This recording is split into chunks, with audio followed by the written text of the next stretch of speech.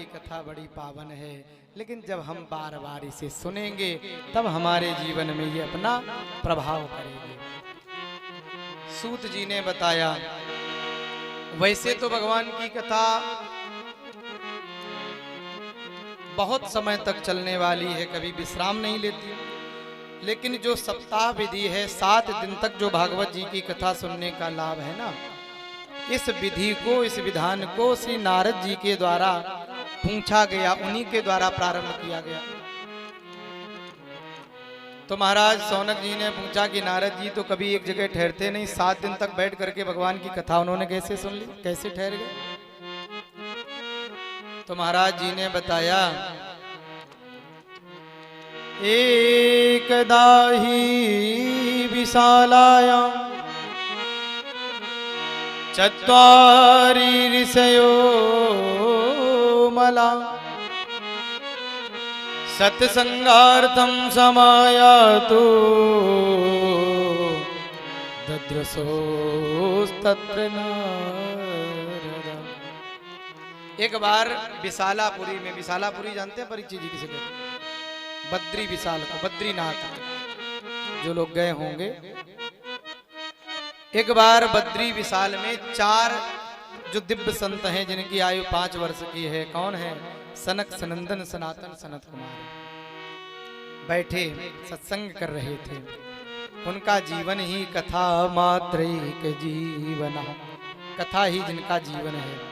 एक कहते हैं 3 सुनते हैं, फिर दूसरा कहता है तब 3 सुनते हैं। ब्रह्मा जी के जो सबसे पहले मानस पुत्र है ना, सनत कुमार, बैठे थे विचार कर रहे थे क्या करें, और तब तक महाराज जी ने देखा कि नारद जी बड़ी जल्दी जल्दी भागे कहीं चले जा रहे हैं। न नारद जी की वीणा बज रही है, न मुख से नारायण नारायण का शब्द निकल रहा, भगवान का नाम निकल रहा है। तो जिनके मुख में भगवान का नाम नहीं निकलता, उन्हें संतों ने दीन कह के पुकारा। कथम ब्रह्मन दीन मुखा, संतों का ये भाव है ना कि दीन कौन है, दयनीय स्थिति किसकी है? वो नहीं दयनीय स्थिति, वो दीन नहीं है जो बहुत गरीबी से मारा है, जो बहुत ऐसी स्थिति का मारा है। दीन उसे कहा जिसके मुख में भगवान का नाम नहीं निकलता। आज सनत कुमारों ने नारद जी को देखा तो पुकार दिया, कथम ब्रह्मन दीन मुखा कुतश्चिंता तुरो भवान। क्या चिंता है तुम्हें? संतों के जीवन में तो कोई चिंता होती नहीं। त्वरितम गम्यते कुत्र कुतश्चागमनम तवा। इतनी जल्दी जल्दी भागे कहाँ चले जा रहे हो? ना नाम ले रहे हो, ना बीड़ा बजा रहे हो।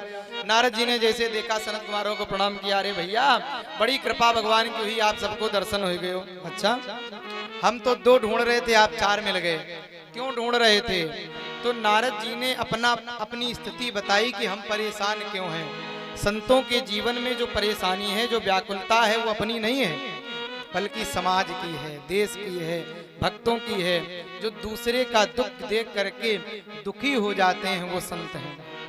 तो नारद जी ने बताया कि भैया मैं पृथ्वी में गया, अहम तो पृथ्वी या तो ज्ञात्या सर्वोत्तमामिति। मैं पृथ्वी में जाकर के संसार में मैंने भ्रमण किया, लेकिन कलिना धर्म मित्रेणा, जो कली का आगमन हो गया तो लोग बड़े अधर्मी हो गए। जो संसार वासी है ना, वो बड़े अधर्मी हो गए। कैसे हो गए? सत्यम नास्ति तपः शौचम दया दानम न विद्यते। महाराज जी, नारद जी ने बता रहे हैं संतों को कि मैंने देखा कि अब कलयुग में अब लोग सत्य नहीं कोई बोल रहा है। और आज की स्थिति हम लोग देखें तो बहुत ही कम लोग ऐसे मिलते हैं, लाखों में शायद कोई ऐसा मिले जो सत्य बोल रहा हो। सब झूठ का ही सहारा ले रहे हैं, झूठ ही लेना, झूठ ही देना, झूठ ही भोजन, झूठ चबेरा।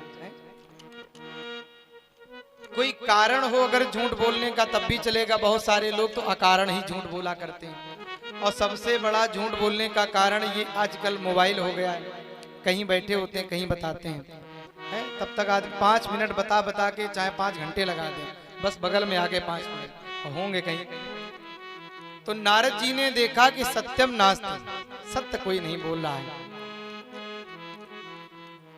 दया भी जीवन में हमारे समाप्त हो गई है, दया नहीं रहता न जीवों के प्रति न मनुष्यों के प्रति। कोई कुछ हो रहा है, कई बार हम लोग ऐसी दुर्घटनाएं देखते हैं, किसी का एक्सीडेंट हो गया, कोई पड़ा है, कोई तड़प रहा है, कई बार ऐसी घटना हो जाती है और हमारे हृदय में, हमारा हृदय दया से करुणा से भरता नहीं। हमें लगता नहीं कि थोड़ा हम अपना काम रोक के उस व्यक्ति की थोड़ी सहायता कर दें, एम्बुलेंस को फोन कर दें, कुछ मदद करके उसे हॉस्पिटल तक पहुंचा दें।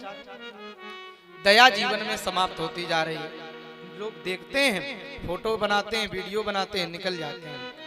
ये नहीं होना चाहिए। सत्यम नास्ति तपः शौचम दया दानम न विद्यते। दया नहीं है।